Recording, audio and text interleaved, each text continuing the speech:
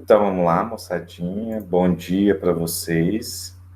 Então hoje nós vamos falar aí de mais uma vanguarda europeia, que é o expressionismo, né? Então o expressionismo, ele foi uma reação contra, praticamente contra todas as ideias do impressionismo, né? Ele foge completamente aí, né, daquilo que os impressionistas acreditavam, né? Porque o expressionismo, na verdade, começa a trabalhar mesmo a expressão, mas de uma forma diferente.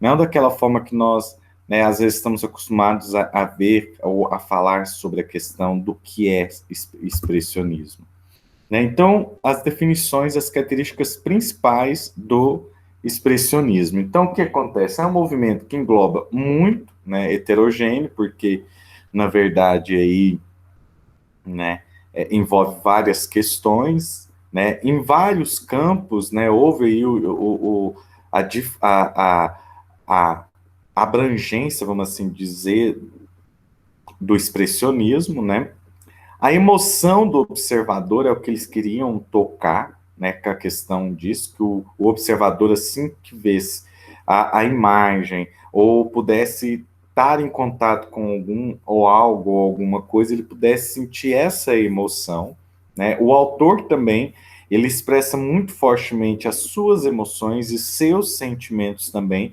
dentro das suas composições. Então, são algumas características que nós temos aí também do, do expressionismo. As principais características é o subjetivismo, né, que é o subjetivo também acaba sendo colocado, as composições abstratas, então o abstracionismo também ele se torna muito forte a partir daí, mas colocando dentro dessas composições abstratas a questão também da emoção, da expressão do espectador, né, do autor, tá?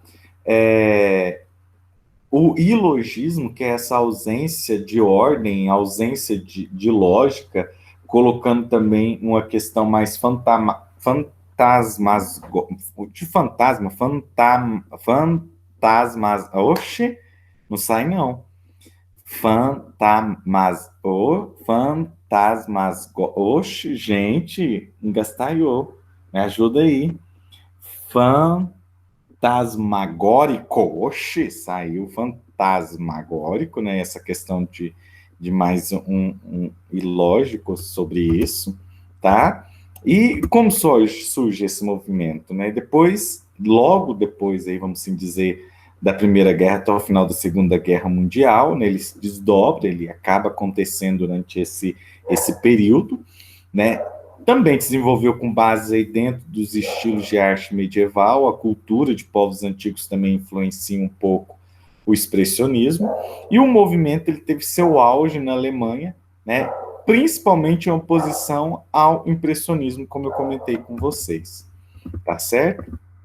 E os principais precursores desse movimento, nós temos Vicente Van Gogh, Paul Gauguin, Edvard Munch, que são aí os principais, porque eles também foram considerados também pós-impressionistas, mas eles acabam trabalhando aí essa liberdade da expressão, porque eles realmente queriam emocionar, né, as pessoas e realmente trabalhar com a questão interna ali das emoções, tá certo?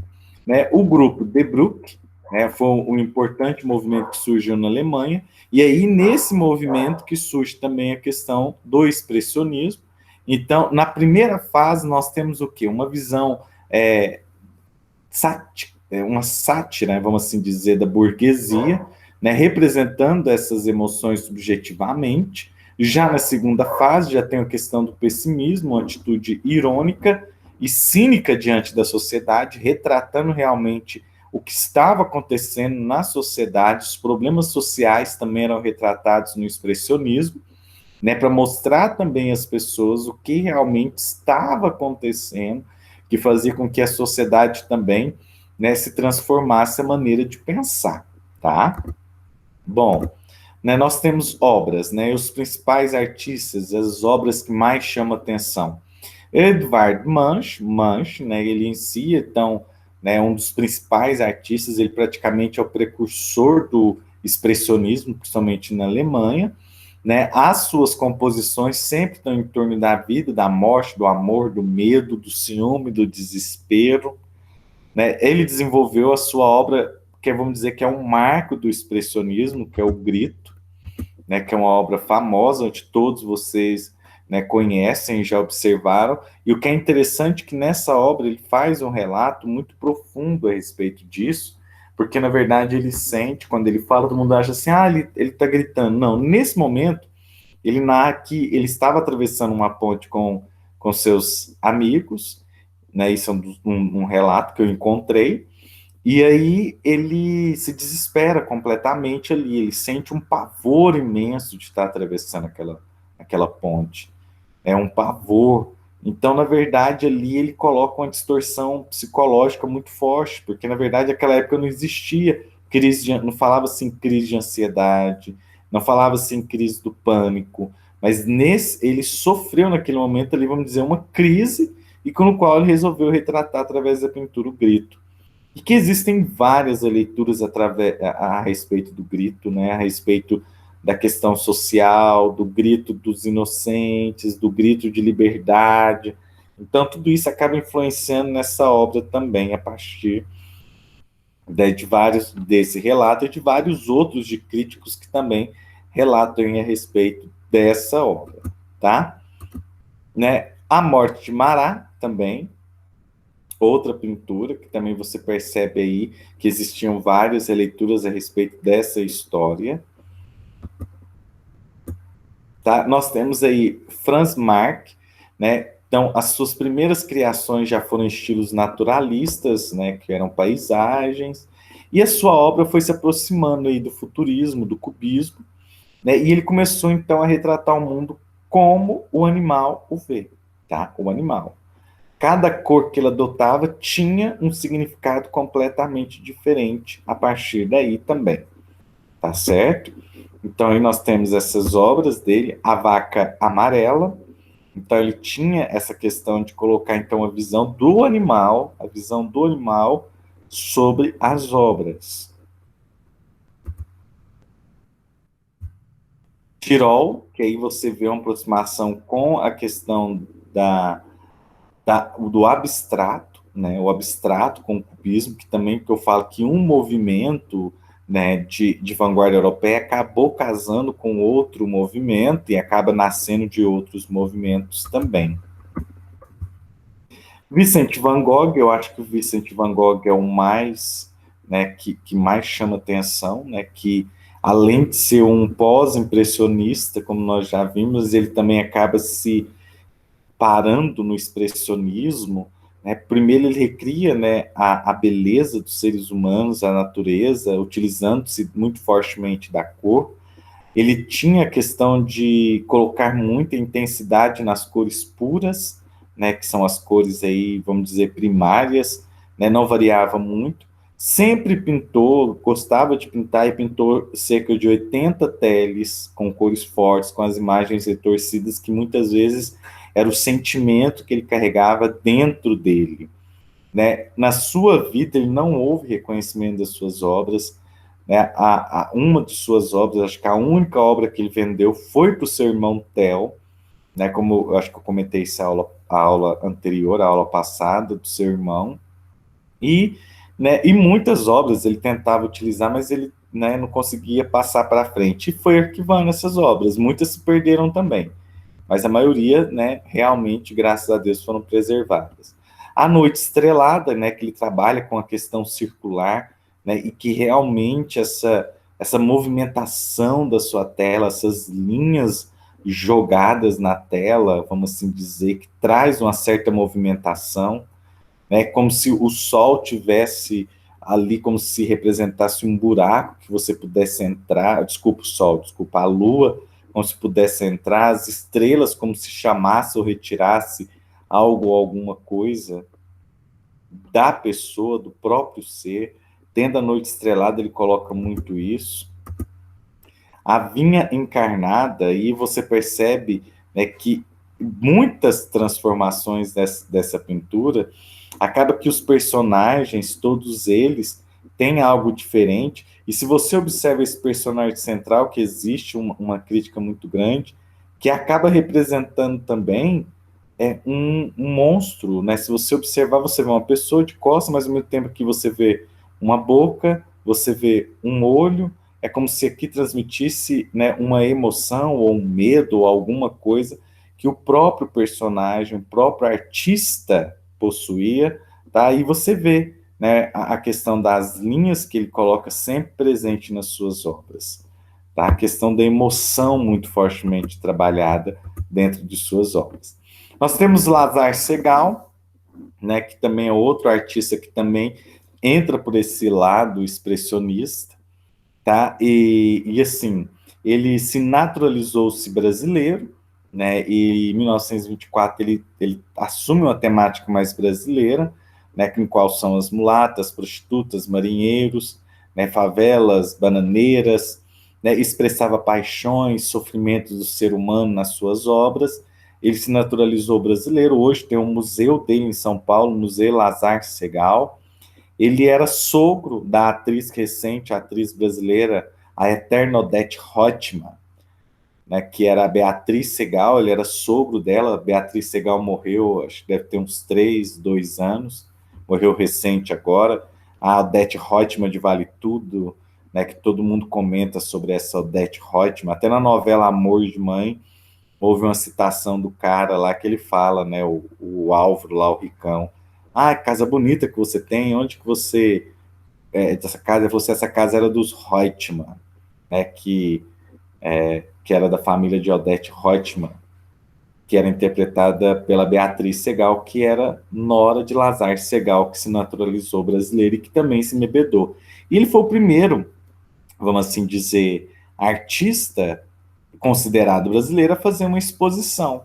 E o mais interessante é que quando Lazar Segal faz a exposição expressionista, Monteiro Lobato faz uma crítica totalmente favorável, falando lindamente bem das suas obras, que eram maravilhosas, etc., que era uma nova maneira de expressão de arte no Brasil, faz uma coisa maravilhosa.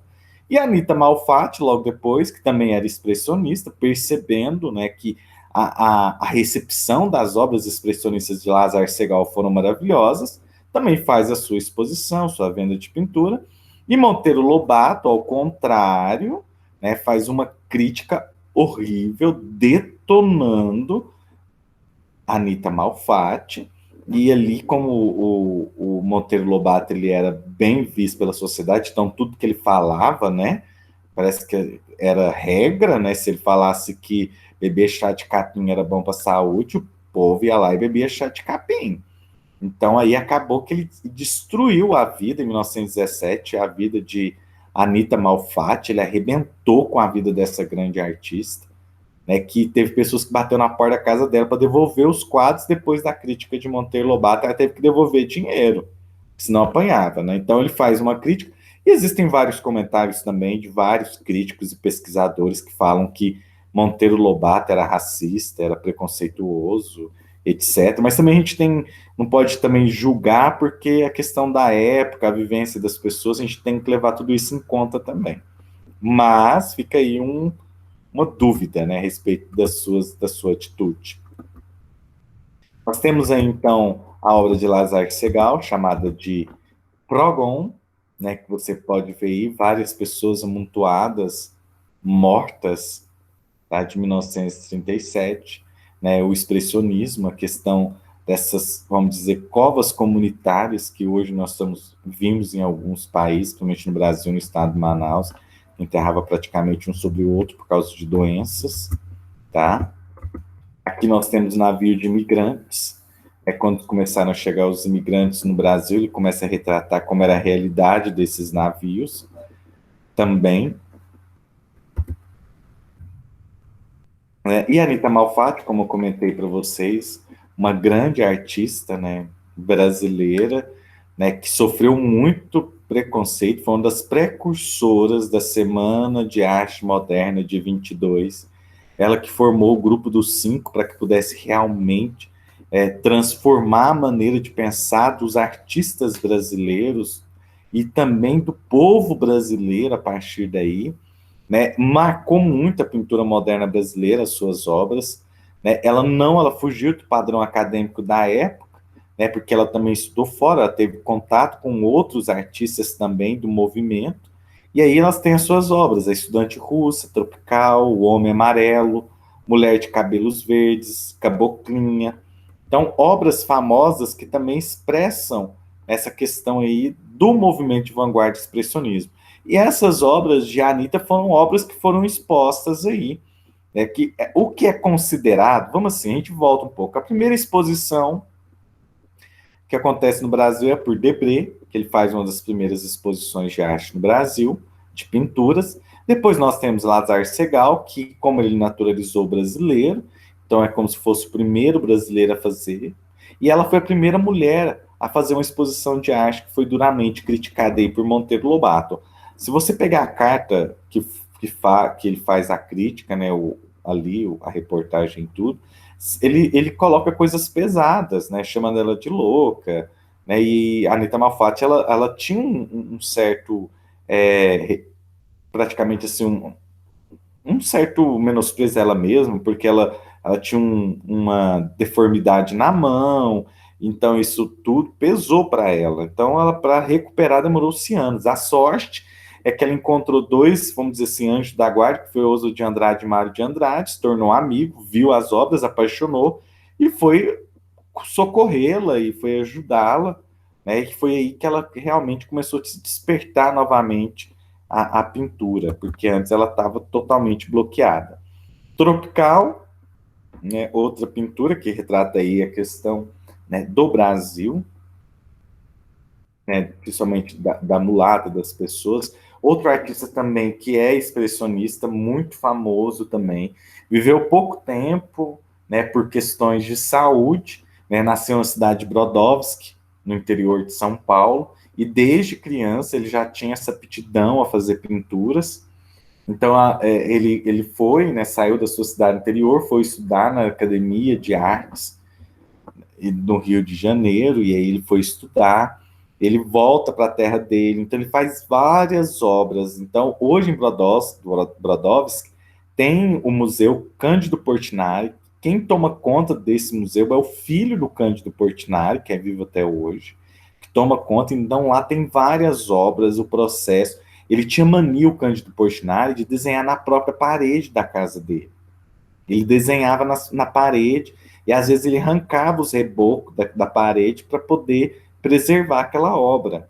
Né? A avó dele, por exemplo, a avó dele, ela tinha dificuldade, ela chegou um período da vida da avó que a avó não podia ir mais na missa, não conseguia andar muito. Ele vai e constrói uma capela dentro ali do quintal da casa dele e ele desenha as imagens dos santos de devoção da avó dele com o rosto dos familiares dele, né? Ele faz esse desenho, então ele também era muito criativo, né? Então ele faz várias obras e outra obra também muito famosa também dentro da cidade dele, ele faz o desenho de Santo Antônio, né? Na igreja de Santo Antônio, não sei se é catedral, mas eu acho que é a igreja lá em Brodowski de Santo Antônio, que a pintura central da igreja, foi um padre que pediu para ele fazer, ele faz a pintura de Santo Antônio ali na cidade. Então, a cidade de Brodowski é uma cidade muito pequena, mas que quem passa ali para o rumo que vai indo ali para São Paulo, quiser um dia parar na cidade de Brodowski, bem rapidinho passar e visitar ali, ele desenhava na parede, ele desenhava painel, ele criou livros, né, que falava as crianças de Brodowski, que ele sentava na porta da casa dele, e aí ele via as crianças brincando e desenhava. E às vezes ele pedia para a criança, parei um pouquinho que eu vou te desenhar.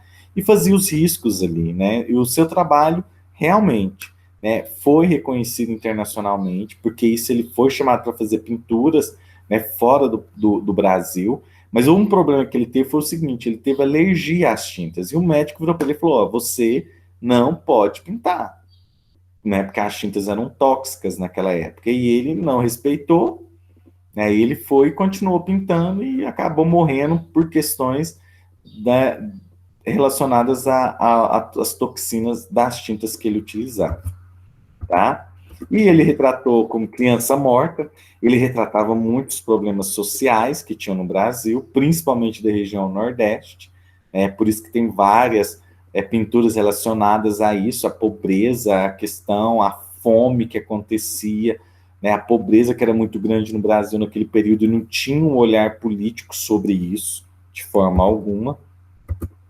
Nós temos o lavrador de café, né, porque ali na região onde que ele morava, Brodowski, aquela região ali de São Paulo, aquele entorno, existiam muitas plantações de café, então ele viveu isso, então ele pintou muitas obras relacionadas aos operários, aos camponeses ali que trabalhavam no café.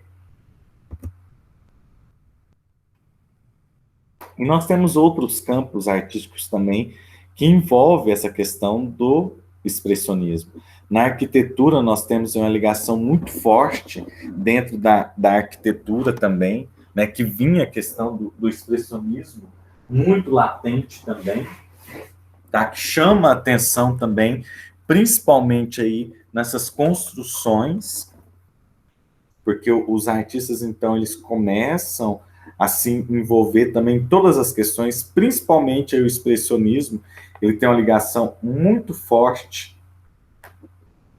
com essa questão da emoção também arquitetônica, vamos assim dizer, tá? Por isso que nós temos esse movimento aí, né, que chama atenção, por isso que no alemão, quando chamava Dilbrück, né, que era essa questão, era Dilbrück, se assim pode pronunciar, mas que numa tradução livre era a ponte, era a ligação, então o expressionismo era a ligação do ser humano com o mundo, era o que eles colocavam, tá? Aqui nós temos o pavilhão de cristal, né, para a exposição de Colônia 1914, que também é considerada uma exposição expressionista também, tá?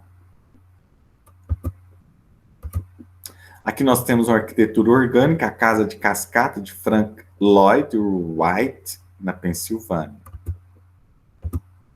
E na literatura também nós temos um processo também do expressionismo. Não só o expressionismo, gente, ele não fica preso somente, né, na questão da pintura. Ele também vai para a música, ele vai para o teatro, ele vai para o cinema. Então, várias questões envolvidas aí, nós temos uma ligação forte com o expressionismo dentro das linguagens artísticas. Né? O expressionismo na literatura, ele inverte o processo do impressionismo. O escritor, né, expressionista, por exemplo, ele faz metáforas exageradas, ele tem uma linguagem mais direta, frases mais curtas, e o literário, que é o precursor do expressionismo, é o Strindberg, no século XIX. Né, nós também temos Franz Welfer, Franz Kafka, que são poetas, ficcionistas e dramaturgos também que escreviam peças teatrais a respeito do expressionismo. E aí nós temos o Teatro Vivo, a Dança da Morte, a capa do livro, a Dança da Morte, do Strindberg, tá? Que realmente faz aí uma escrita, um teatro, uma literatura mais expressionista. E no campo do cinema, não cheguei a citar aí, mas no cinema também nós temos uma presença muito forte dentro do expressionismo. Por quê? Porque no cinema nós temos filmes mais sombrios, né, dentro do expressionismo, os contrastes dramáticos mais exagerados, né, os cenários, para vocês terem uma ideia, os cenários eram mais tortos, tá? Existiam cenários mais tortos, a distorção do mundo, eles queriam mostrar essa distorção do mundo através do cinema expressionista. Então, o expressionismo acaba ganhando um caminho muito diferente aí dentro da questão da arte em várias linguagens artísticas também, tá? Eu vou abrir um outro slide aqui rapidinho para vocês. Alguma dúvida até aí? Tranquilo? Aí nós temos também, como falei para vocês, dentro desse contexto, deixa eu só abrir outro slide aqui. Deixa eu só fechar esse e compartilhar o outro. Bem rapidinho, esse é mais a título de curiosidade que eu vou colocar aqui para vocês. Espera aí que estou apanhando aqui. Deixa eu compartilhar esse outro aqui.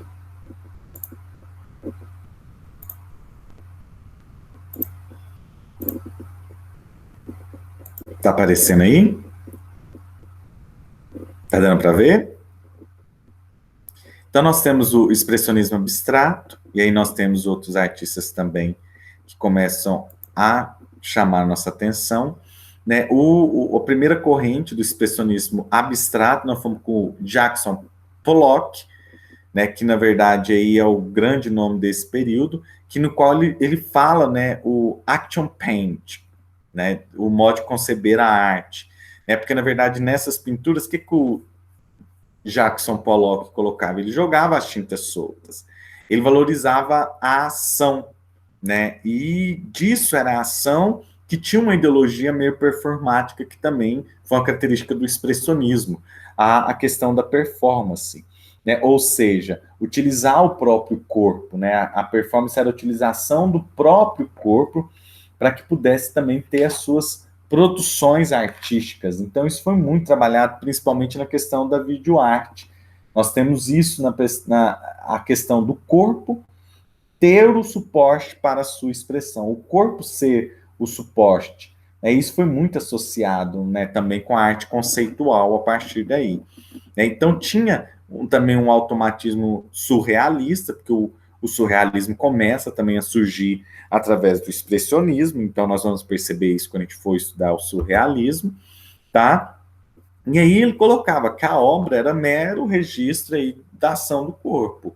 As linhas que eram presentes na superfície, a imagem, o desequilíbrio que também acontecia com essas linhas, então isso era um novo expressionismo, né, que era um novo trabalho que tinha a partir daí. Então nós temos obras abstratas e que acaba se envolvendo com a questão do expressionismo.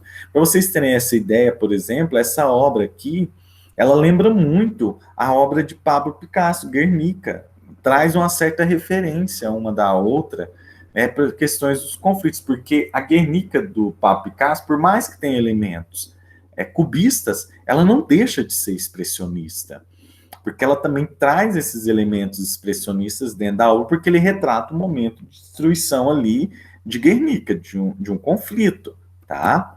E o body art, né? O corpo como suporte. O body art era o corpo como suporte, era o veículo da mensagem artística. Então, por isso tinha a questão da performance, a linearidade, a relação do tempo com o espaço, a busca do real, a questão do corpo, as experiências corporais, os limites físicos também. Por isso que muitas vezes os artistas utilizavam tanto essa questão artística que eles até mutilavam os seus corpos. Então, era questão de enfiar agulha, de cortes, gente, era isso que acontecia, o chamado Gina Pain, né, ou body art também, tá? Que eles se mutilavam muitas vezes também, né? O Rudolf Schwarzenkloger, não sei pronunciar, mas aí também você vê o corpo também fazendo parte do processo de criação, tá? Que no qual eles faziam até cirurgias, tudo isso. Eu vou passar bem rápido, porque é uma matéria que cobra, mas também é meio forte, assim.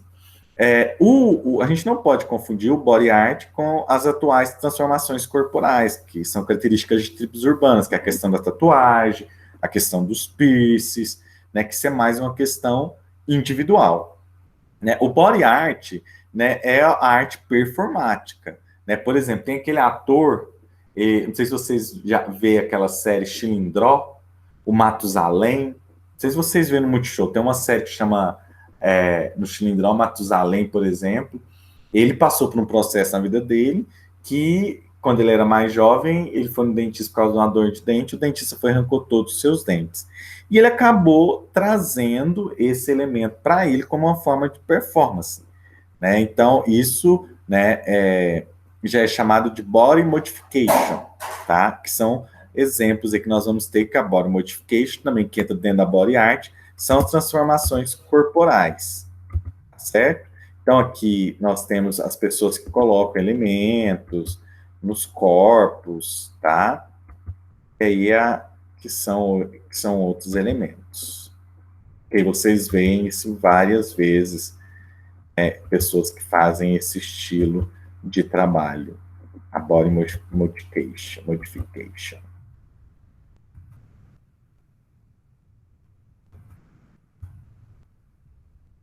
Ah, e aí são esses aí também elementos artísticos. Ser ou não ser humano. O rapping, né, que é um acontecimento artístico pela interatividade entre o artista e o público, já tem uma marca pelo improviso, a coletividade também, né, que no qual é despreocupado, né, que principalmente é associado ao movimento hip e à contracultura também, que foi aí com o grupo holandês Provos, que no qual eles, né, na década de 70, e isso surgimento de manifestações, e essas manifestações surgiram com diversos envolvimentos do público e diversas linguagens artísticas, né, então Alan Caprow, né, assemblagens gigantescas que foram os precursores aí desses elementos desse período, do rapping. Fluxo, isso aí, eu vou deixar para vocês lerem depois, que é um texto referente a isso.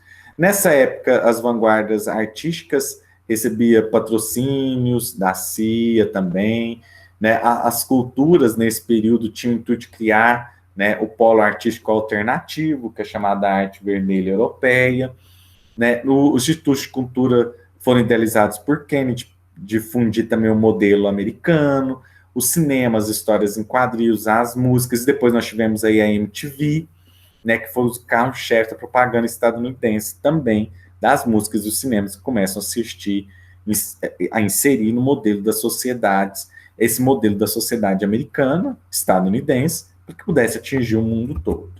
Né? E aí nós temos, né, o presidente da Indonésia, independente, Sukarno, né, que afirmou que os livros de Marx e Lenin, os verdadeiros instrumentos da tomada da consciência revolucionária, para os povos do terceiro mundo, seriam enlatados americanos do tipo I Love Lucy, né, que depois de ter visto, né, as casinhas californianas com água encanada, geladeiras cheias, cozinhas repletas de acessórios, era questão do modo de vida americano ali, que também existia e que eles achavam que era uma profunda injustiça, tá?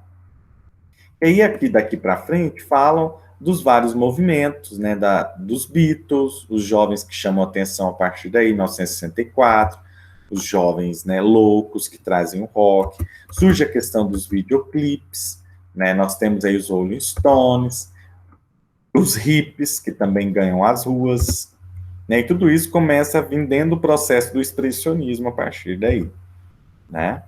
O pop art, nós temos aí Simon Postman, nós temos o Andy Warhol, né, de vários artistas que traziam os elementos aí da sociedade nesse período, tá? O Holanda, o país do rapping, manifesto dos povos com suas ações, vamos dizer, brancas desse período, tá?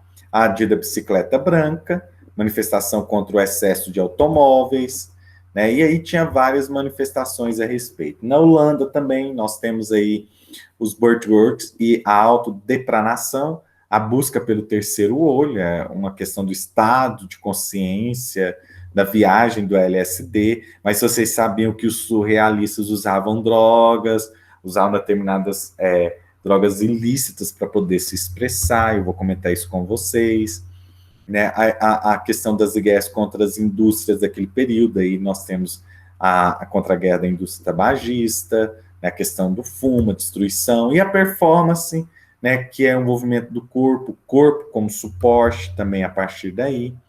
Né? Aqui nós temos José, né, explicando a arte de uma lebre morta, muito famosa essa imagem. Né? E outras questões com Pierre Mazon, que é a questão da temática do pop art, da body art, também misturada aí com a performance. O novo realismo, a partir de 1960, que busca uma nova identidade política com o surgimento dos eletrodomésticos, a questão da cultura, a hegemonia a hegemonia norte-americana pós-guerra, né, que traz esse crescente. E aí nós temos Yves Klein, a antropometria, o uso de materiais industriais e tecnológicos associados ao corpo, né, linguagens múltiplas na arte começa a surgir a partir daí, essa experiência de de usar o próprio corpo para pintar determinada obra. Eu tive essa experiência dentro da minha própria faculdade. Uma aula nossa, o nosso professor pediu para que nós fôssemos de roupa de banho para a aula, e ele tacou tinta no nosso corpo, e nós começamos a rolar em uma folha enorme de papel. Tivemos essa experiência, eu tive essa experiência na faculdade, foi muito bacana. E aí tem os elementos que vários artistas colocam, utilizando o próprio corpo como suporte e o próprio corpo como elemento de pintura, tá? Aí você vê o mergulho, fotografia, Lucy Freud, que também trabalha pinturas mais realísticas e expressionistas, e aí nós temos vários elementos de artistas sendo trabalhados a partir daí, tá? A arte cinética, né, que traz elementos aí do novo realismo, a influência de materiais associados da produção industrial, tá?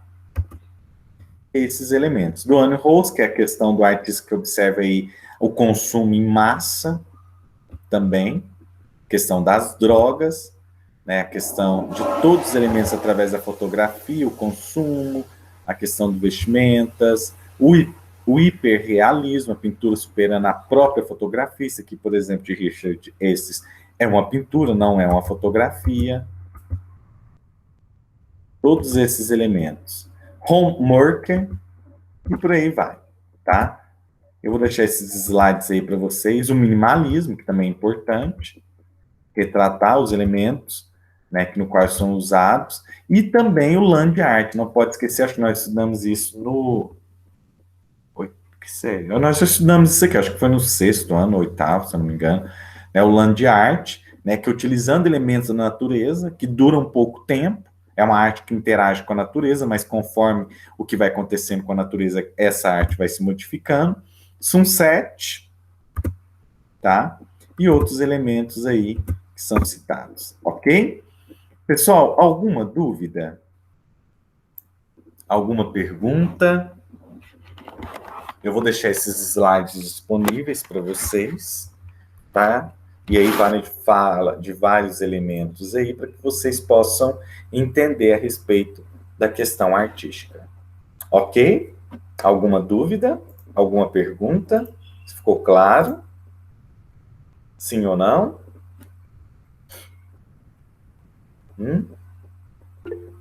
Beleza, então. Então, pessoal, né? Então, uma boa manhã para vocês, um bom restinho do dia. Que Deus abençoe, bons estudos para vocês. E até a próxima aula, se Deus quiser.